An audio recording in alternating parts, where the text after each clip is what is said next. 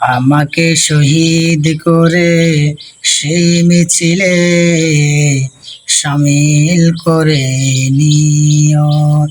যেই মিছিলের নেতা আমির হামজা, খোবায়েব খাব্বাব, আল্লাহর কাছে যারা অতি প্রিয়, শহীদ করে নিও।